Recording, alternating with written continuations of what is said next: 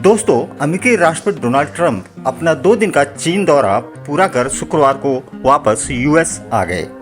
अब यूएस और पश्चिमी मीडिया सवाल कर रहा है कि इस दौरे से अमेरिका को हासिल क्या हुआ। क्या कोई बड़ी बिजनेस डील हुई या ईरान युद्ध रुकवाने पर चीन ने कोई कमिटमेंट किया। आखिर ट्रंप के इस दौरे से निकला क्या, इन दोनों मुद्दों पर देखें तो ट्रंप का यह दौरा स्पष्ट रूप से कुछ नहीं कहता। सवाल यह भी है कि ट्रंप चीन के दौरे पर आखिर गए क्यों। तो इसके बारे में कहा जा रहा है कि ईरान युद्ध के बाद ट्रंप की रेटिंग में लगातार कमी आई है। इस युद्ध की वजह से अमेरिका में महंगाई लगातार बढ़ रही है। इससे ट्रंप के प्रति लोगों का गुस्सा बढ़ रहा है। नवंबर में मिड टर्म चुनाव होने हैं। ट्रंप यदि यह चुनाव हार गए तो आगे राष्ट्रपति पद पर बने रहना उनके लिए मुश्किल हो जाएगा। यह बात वह जानते हैं। इसलिए वह चाहते हैं कि चीन से कोई बड़ी बिजनेस डील हो जाए।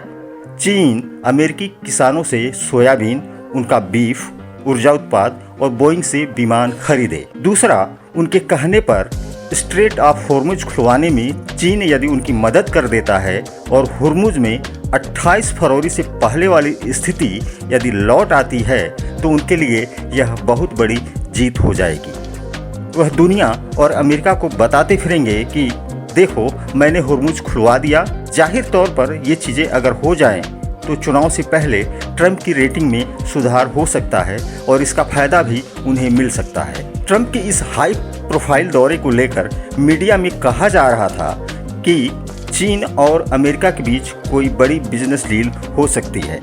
ईरान युद्ध रुकवाने को लेकर ट्रंप राष्ट्रपति जिनपिंग से कोई कमिटमेंट ले सकते हैं, लेकिन ये दोनों चीज़ें नहीं हुई।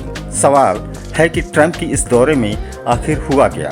तो बीजिंग पहुंचते ही ट्रंप ने जिनपिंग को महान नेता बताकर उनकी तारीफ की, उन्हें खुश करने वाली अच्छी अच्छी बातें कहीं। जिनपिंग का गार्डन घूमा, बाहर सब कुछ अच्छा दिखाया गया।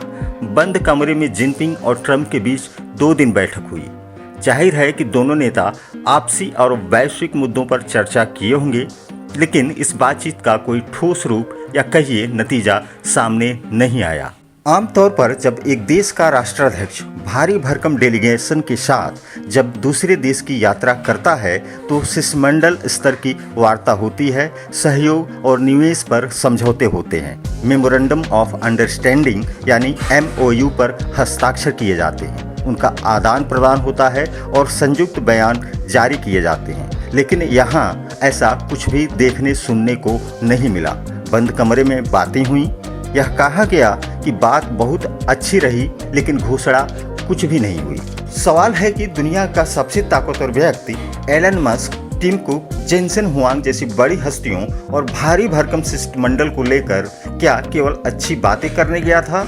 डील और समझौता कहाँ है? दरअसल राष्ट्राध्यक्षों का दौरा जब कंफर्म होता है तो दोनों देशों के बीच किन किन क्षेत्रों में समझौते होंगे, उन्हें अंतिम रूप देने के लिए दोनों देशों की टीमें बहुत पहले ही काम पर लग जाती हैं। समझौते और डील की ज़मीन पहले से तैयार कर दी जाती है ताकि राष्ट्राध्यक्ष जब एक दूसरे से मिलें तो उसे अंतिम रूप देकर बस उस पर हस्ताक्षर किया जाना बाकी रहे। जैसे प्रधानमंत्री नरेंद्र मोदी शुक्रवार को जब UAE पहुंचे तो भारत और UAE के बीच LPG, रक्षा, निवेश बढ़ाने सहित कई समझौते हुए। यह काम एक दिन में नहीं होता, इसमें 2-4 महीने का समय लगता है या इससे भी ज़्यादा समय लगता है।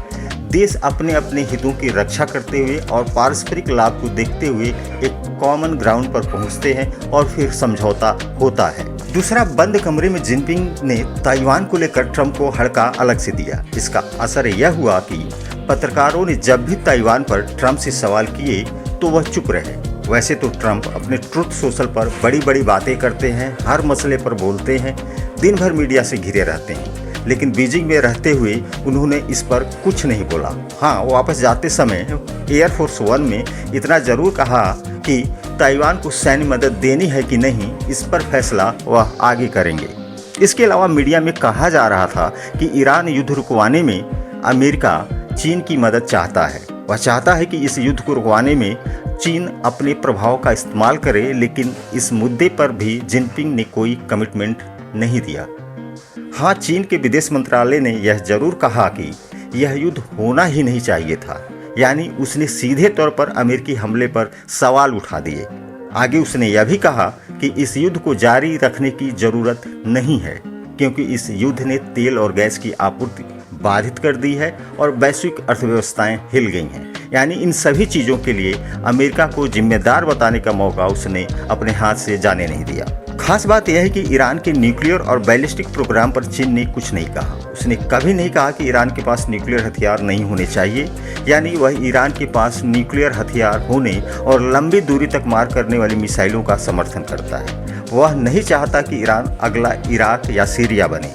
कुल मिलाकर अपने बीजिंग दौरे से ट्रंप वह हासिल नहीं कर पाए हैं जो सोचकर वह गए थे।